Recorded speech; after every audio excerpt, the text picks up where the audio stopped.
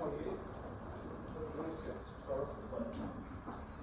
Allegiance to the flag of the United States of America and to the republic for which it stands, one nation, under God, indivisible, with liberty and justice for all.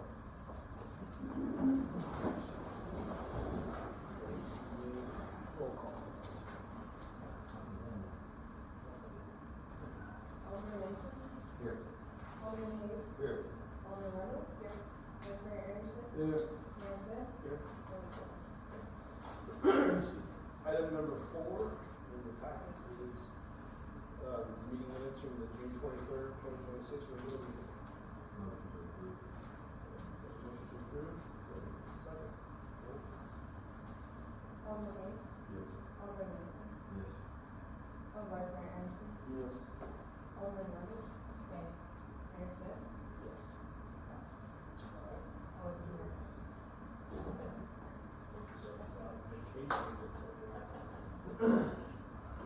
Okay, now it's time for the public forum. If you've signed in, I have Albert Fuqua. Would you like to speak? Yeah, and then with my parents. State your name and address for the. I'm Albert Fuqua, and I live on State Line Road up in the northern part of Robertson County. This afternoon, I had to go see a person other side, out from Ashland City. And I come through here from Springfield, going towards Pleasantview. I'm going to say right after 3:30, somewhere in that time frame. And I passed, right before you get to the interstate, I noticed that there's a flock camera on the left-hand side. And on this, today, and he was there a while ago, there was a Tennessee State Trooper pulled off to the right as you go, if you come to the interstate, it's right as I call, go off that little hill. There was a car right in front of me, a car right behind me, very close. When we passed, he turned on his lights and we proceeded to pull me over. I pulled him one of the gas stations at the interstate. And he said that, first off, I didn't believe speeding was involved because I was the car in front of me, the car behind me. Why would he pick me out?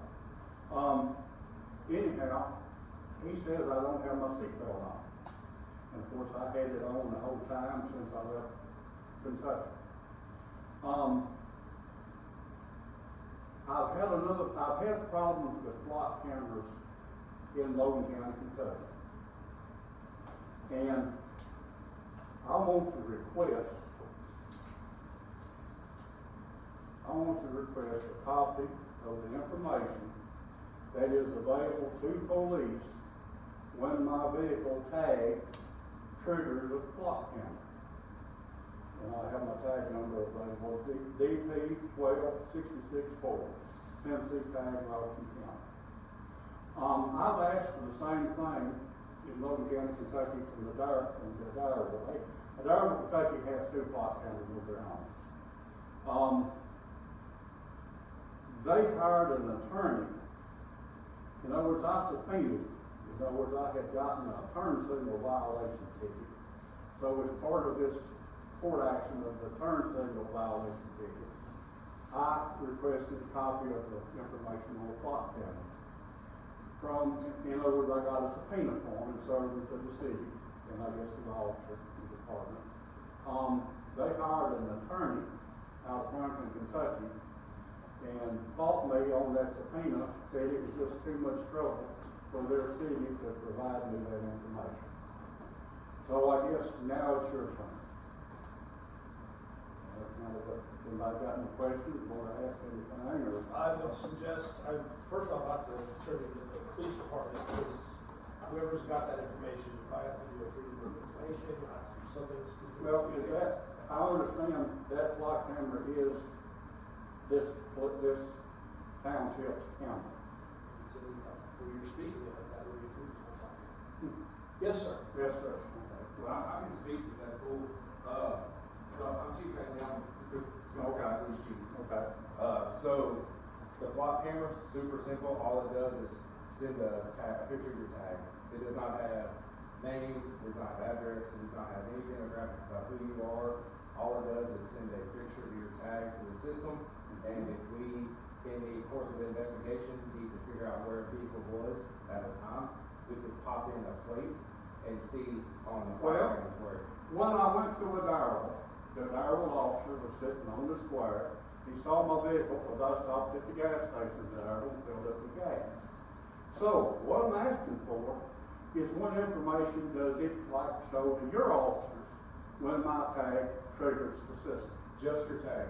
That's it. Yeah, but what good is that to you? I know it tells. I know that a policeman bound there to make notations about a tag. So let's say, hypothetically, we get a missing person, a elderly individual, a silver alert. If we have a tag number or if we have a make and model, we can plug that into those cameras, and it may give us exactly where that individual is tracking or at least going toward. It's 100%, and I hate that you had a bad experience in a barrel in Kentucky, but our policy, the way we have it here, is 100% investigated. There's no red light tickets, there's no speeding ticket, there's no enforcement at all whatsoever in traffic. It's 100% investigatory purposes only. Does the state trooper have access to the information? They do not. No. The state nor the federal government has access to our To your files. cameras?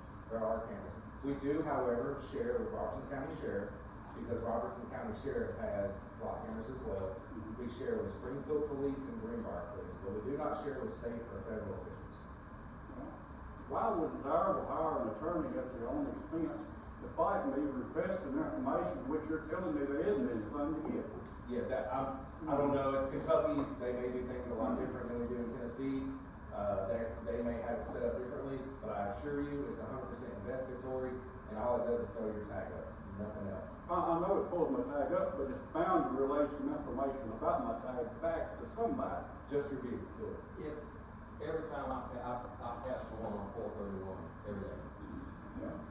when I pass that, how immediate does that information relay if you don't already have me in the system that's looking for my tag?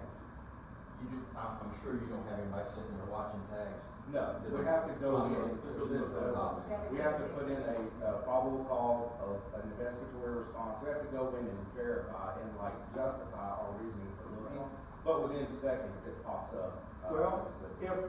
if the Darrell officer had entered something into the system under my tag number and name, Yeah. would it show up on to the officer's screen when my tag crossed? Yes. So all it does is show make, model, color. So it doesn't tell us who you are, doesn't give us your address, your social, your birthday. So if, let's say I go into the system and I put in a tag, there's a tag right there that says DONE. So if I go into the system and I'm looking for DONE for a robbery or a burglary or a home invasion, if I'm looking for that vehicle, I can plug that into the system, and as soon as the camera sees it, it's going to tell me, and then I can direct officers directly to that area for someone who's looking for a home invasion, murder. So therefore, we're back to where I started. I want to know what information comes up on the policeman's screen when my tag passes the camera. Or whoever they see it sent to. You just told me. It's make, model, color, vehicle, and your tag number. That's Well, it. what good is that? You can just see that page driving, what's the point? Are you telling me that the only information it's collecting is my tag number? Yes, sir. And that's all the information the officer's getting? I can reach What out. good is that to an officer? Sir, I believe he explained what they're used for and why they're used for in this. No, I believe he's avoided the key question. Sir, whatever happened in Kentucky is between you and Kentucky. Whatever happened. But today it's in Tennessee. Sir, hold on. Today it's in Tennessee. Sir, whatever happened in today's case is between you and the state police. Okay. I appreciate you coming in. Okay. Well, I want you to be aware of the situation. That's fine. I Because it appreciate you. is y'all's camera. Absolutely. And we're not going to abuse the system. We have strict policies. So the officers who abuse it will be disciplined accordingly. We use it for investigative purposes. And the things we have solved up to this point since we've had these in effect may have not been solved if we didn't have that. I don't disagree, they're not a useful tool. They are. Now, is there another camera, of course, I know where the camera down that way is. Isn't there another camera on 49 before I got there? 49 Market has one in up by the interstate, or our camera. 49 Market is down there. So in other words, y'all have roughly 2 cameras. We have 4 in total. Okay, but they're not on, only 2 of them on 49. Yep, correct. Yes, sir. Well, I guess that's all I've got to say. Thank you.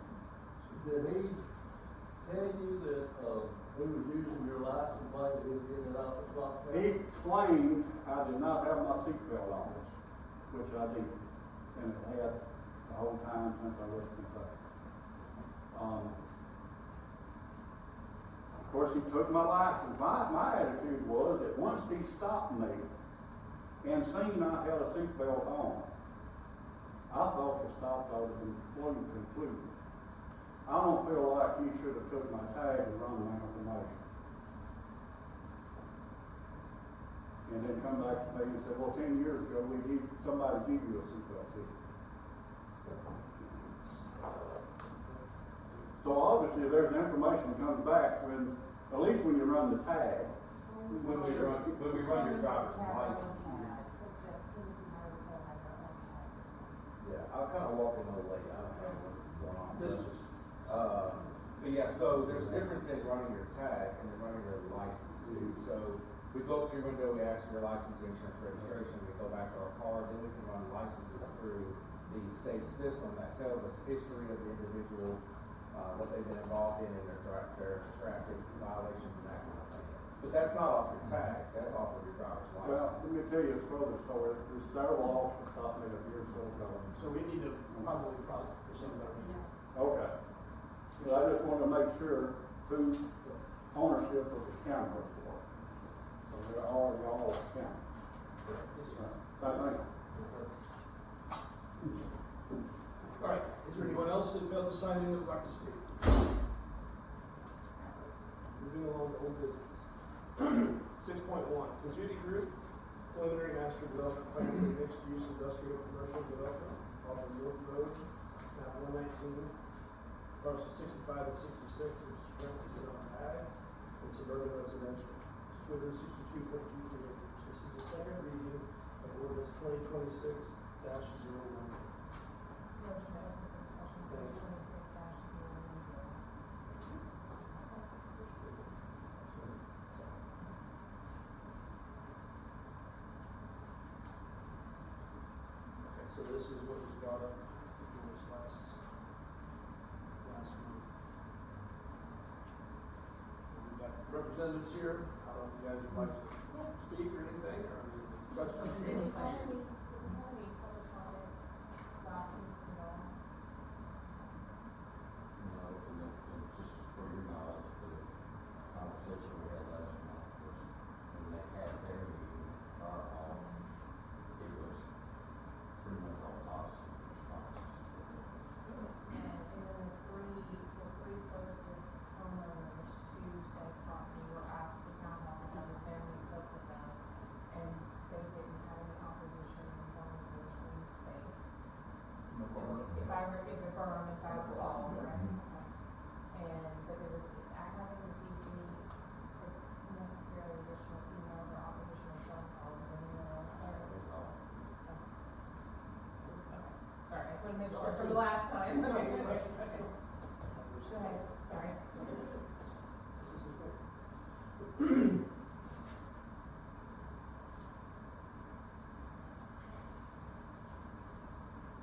Questions or comments?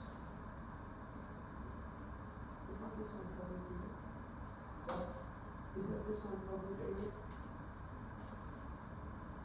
So, It was put out. can we speak on this? Well, I'll let you speak. The 3 minutes, Yeah. you have to sign in. I thought a public hearing is separate from this public comment. No, Public hearings, it's already come and gone. it's already coming down, that was the town hall. Oh, so why, I guess I misunderstood this, but, Do you want to speak? the only thing first of all, I did send an email when we first heard about this, saying that I'm in favor of it. I just wanted to make sure that the things we discussed about the burn and about the lights you know, being, dark sky, friendly and all that stuff.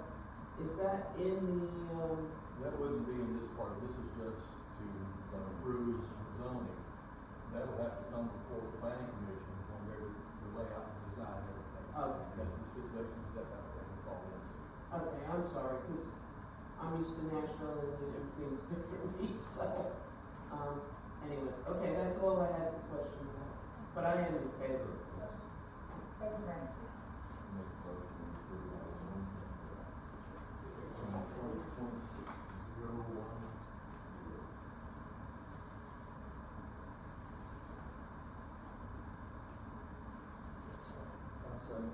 Roll please. Alderman Mason, Yes. Vice Mayor Anderson, Yes. Alderman Hayes, Yes. Alderman Rundle, yes. Mayor Smith. Alright, 6.2, officially adopt the sale of wine in retail food stores.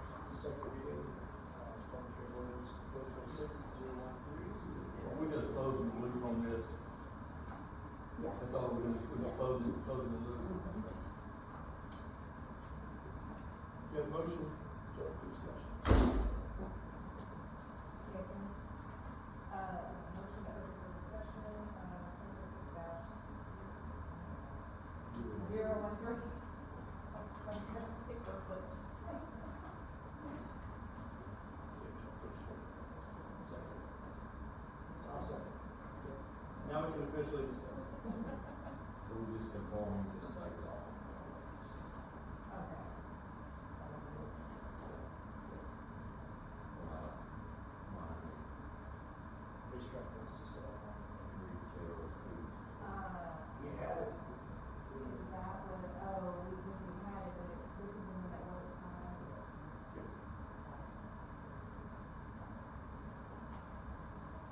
Any other discussion? Motion? Motion to approve.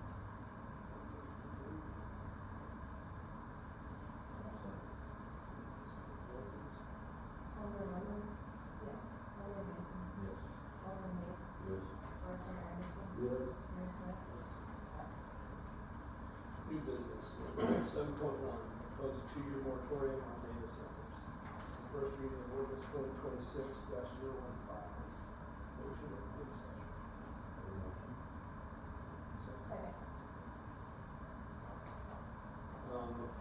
Obviously, this is a hot topic, and what this ordinance does is allow a 2-year moratorium of issuing any data center facility permits, which allows time to work through regulatory issues, things like that, see what other towns are doing, how technology advances, etc.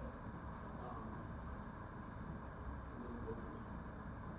When we use the term data center facilities, we're meaning like standalone data centers versus Lowe's has got a data center. Correct. Just want to clarify that for the record. Motion to approve. Motion to approve. Second. And how long, this is a 2-year moratorium? If we get legislation or things figured before that, it allows up to 2 years. Okay. Thank you, I just wanted to make sure I was getting that right. You got it. Okay, so the motion, and we have a second. Yes. Alderman Rundle? Yes. Alderman Hayes? Yes. Alderman Mason? Yes. Vice Mayor Anderson? Yes. Mayor Smith? Yes. Okay. 7.2 in the packet is a resolution to establish a bank account for the shop on top. Resolution 2026-010. Motion to open discussion. Second. This is, to kind of, it's a housekeeping thing internally for county to keep those funds segregated and separate for the shop on top. Not in the tab shop. I'm kidding. You want to shoot me now? Motion to approve. We have a motion to approve. Second. No from you on the funds. Alderman Hayes. Just wanted to see your face. Alderman Mason. Yes. Alderman Randall. Yes. Vice Mayor Ashton. Yes. Mayor Smith. Before we move on, can we go back to the moratorium again? Yeah. I noticed in the ordinance, we've got down here in section 2, the ordinance shall take effect immediately upon passage of its first reading. You have to have 2 readings on an ordinance. And it can't go into effect if you have the second reading. Am I correct on that? That is correct.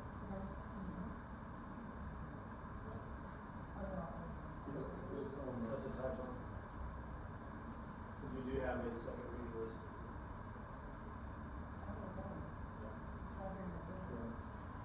In the beginning. Then we have the second reading down here, so. With the resolution, you go one reading. So do we need to amend that? Amend that for the second reading. Yeah, we'll amend that for the second Yeah. reading. I think so, Yes. because it's not right. Correct. So we can correct it and amend it for the second reading. Because yes, that's fine.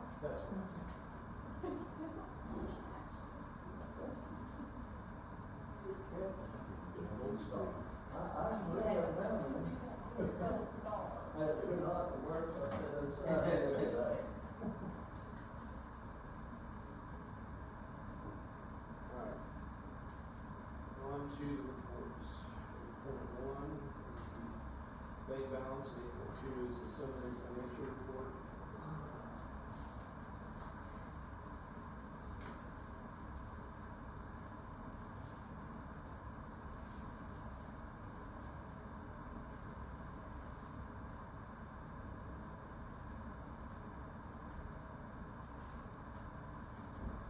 I have a question on this also.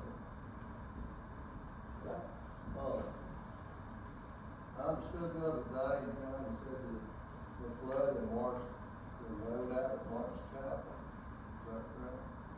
Marsh Chapel? Yeah. I might know, it wasn't you, it was a guy that took over for you while he was on vacation. And he said that, when I called him, talking about the water overflowing on Woods Road, and some signs up, because it's getting big. Traffic cars backed up through. Anyway, he said, it washed the road out on Marsh Chapel down there. They got a lot of calls about things that aren't quite what people said they were, so I think whenever he told you that, that's what he was told by dispatch or whoever.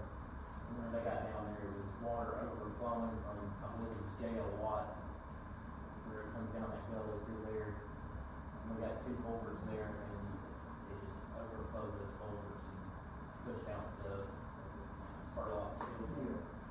There was some gravel down there. Yes. Too. It always is going out the road, does that always.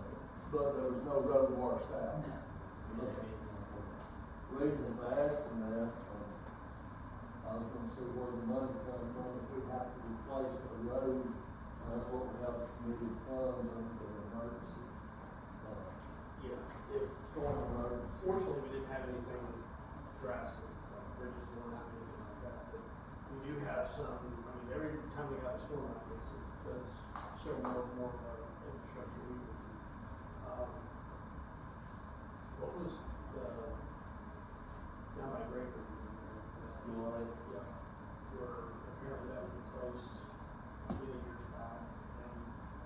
And it's a big culvert, but it's just not enough to handle from what it looks like. I mean, it's pushing away that, it's eroding around the road, and we're gonna have to, it's not an emergency right now. He's doing some backfill and some things like that to it, but I'm gonna guess in the next year or so, we're probably putting a larger box culvert or something that's actually gonna allow that flow to go through. So that one is overflowing beside the Gregory shop there? Anytime we get that storm, it flows over there. Where those Rock Creek runs under. Mercury. I mean, it's not any water in most times, like my creek. But mine overflowed every time it storms like that in the driveway. And then it overflowed around Woods Road, but So, the box covers the be better than what we have now, but I'm sure it costs a lot more money. It also will let more debris go through instead of stopping it up and causing more of a danger floating on over the road. That's a good example, I think, what we need to look at that, but it's gonna be expensive. Now, that right now is not constituted an emergency. Yeah. So the funds that are in that fund would be like if, really, if the bridge washed out, the road washed away, something like that. Well, that's what I want to make sure, if we have a road washed out, those funds can be used for that. Yes, but we didn't have any roads mentioned, Okay. which is good. I was just told that it washed the road out, so. Do what? I was told that it washed the road Yeah, out. there's a lot of, well, it was out of nowhere, we had 3 or 4 inches every 40 minutes. Yeah. 5 inches in some places, I guess. Questions, Chris? Yeah, that debris gets hung up there, and it goes over the road, makes it worse, and then it just pushes the dirt away from the road, and, you know, like in South Walker, where the road is just starting to roll away, and this is how it's like. What about propane tank? I heard you on a propane tank, too. Yeah. Water coming off this place, you go, big old double come down, start mine. Propane tank? I don't see where all this debris is coming from, because I cleaned and cleaned and cleaned it all up through my creek. Washing off the hills. And it still comes down through there, stops mine up, and it stops up down that Woods Road. I don't know where it's coming from. You think one day it'll all get washed down. Well, if they wash it down on Woods Road, that goes somewhere else. Yeah, well, that's Stop not that, man. And Bojangles still. It just keeps moving, it just keeps moving. But it goes down for both price. But that's about covered down there too, I believe, the bridge, so things can go through it. But there where they have a pipe at Woods Road, and my driveway covered is bigger than what actually I needed at the time. I actually need a box cover to let all this stuff go through behind me. Okay.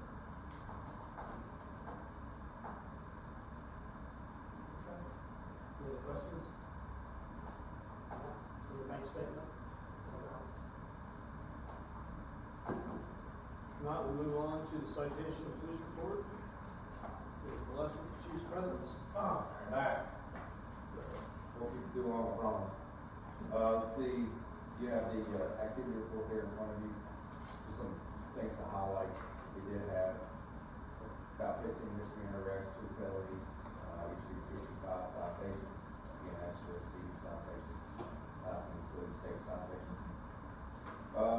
On the right side, we did have some driving suspended and ODLs. Did have a DOA, which you don't know what that stands for, it's dead on arrival. Ended up being an actual cause of death, body was sent to the funeral home. Domestic, see, a couple of identity thefts, dog bites. Our dog bites are pretty high right now.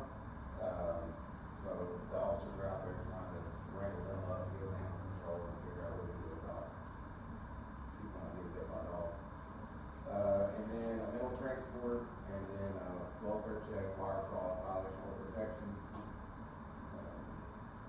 See here, 2 civil active cases, and then Officer Adam King started with us. He's officially off FTO. He's on his own solo, doing a great job.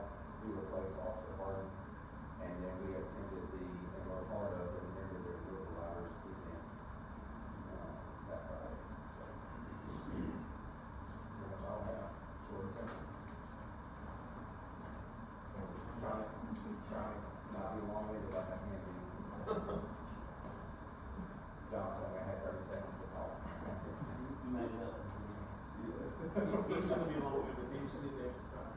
Yeah. That's all I have. You guys have any questions for me?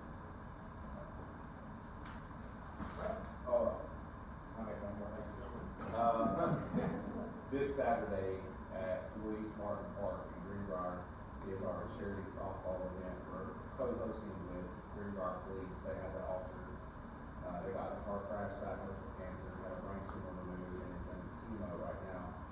So we, as well as Greenbrier, have co-hosted a charity softball event. I've always said we're really good about remembering the people who we lost, but we're really bad about remembering people who are still here with us. So the goal is to get him and his family's going to be out there.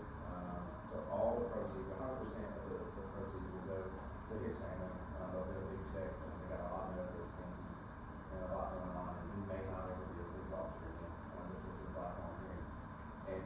road. That's starting at 8 o'clock this Saturday at Louis Martin. It is open to the public.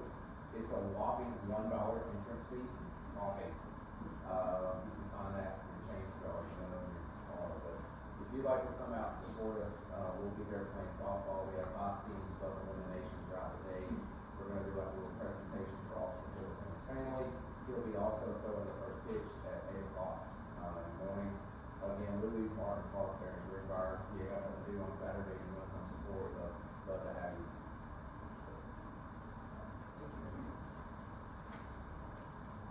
Alright, street department. Mowing, bush hogging, tree trimming, everything's pretty much the same every other month. We did remove a stop sign on Hickory Drive and Autumn Mills or Autumn Drive? Yeah, the Autumn Mills subdivision. So, I don't know why they put a stop sign there at Hickory Drive, didn't make sense, she can attest to that, so we removed that stop sign.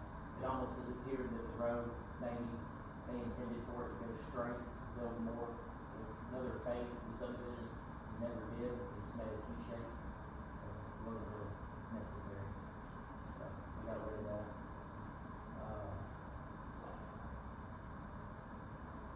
Big expenses is the tires for the John Deere tractor, filling the ballast, fill one side of the ballast. And then paving on Christopher Lane, 7 acres. Got done, so. I wanna say thank you guys for that. I know you were, I was about to. it was a long night for Steve to get up at 9:30 and all the way to 2:30. So it's flooding around. We wanna thank you guys for that. Alright, any other questions for John or anything? Move on to the fire department report, which is in the packet. Would you like to add anything? This Saturday from 10 a.m. to 2 p.m. is I think it's the last event at the stations, each community station we have for the fire department. So if you have family and friends that you want to come by and visit the station area, Station 5, station, there's events for the kids and that kind of stuff. So I've been there one or so far, so I think this one I made all of them. So yeah, we'd love to have you come by and see the station and meet some people and have some fun. 10 to 2. Right, comments from the Alderman. I'm gonna update a couple things. Yesterday. Tennessee American Water is close to making a proposal. They're coming up.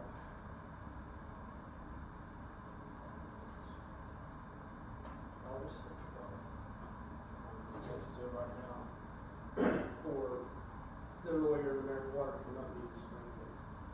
I believe. So I'm going to be at the meeting. They're going to send documents early. More to come on that, but that should hopefully get a resolution here soon on that.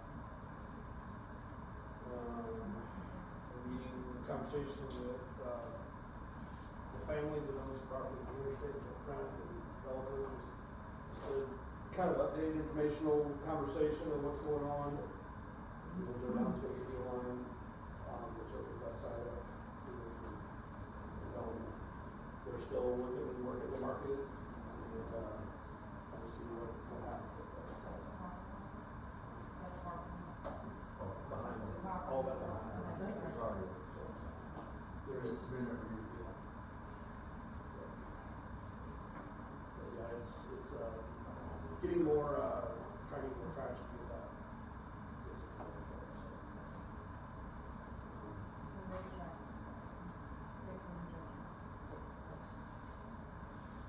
We'll cross it soon.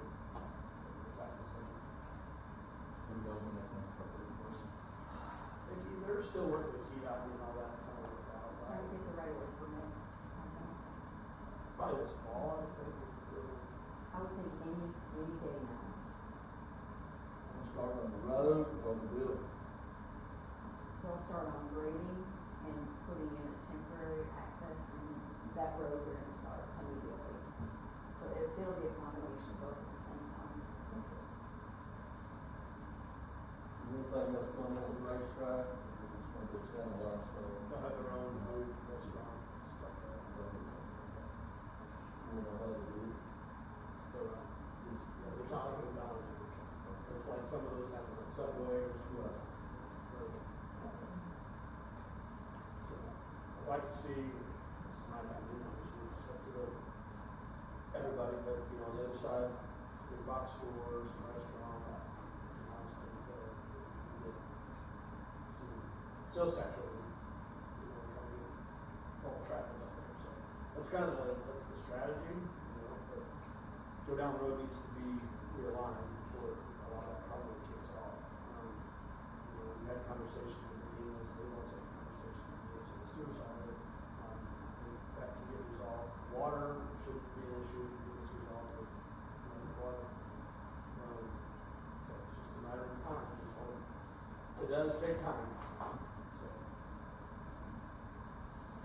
That's all I've got, Joe.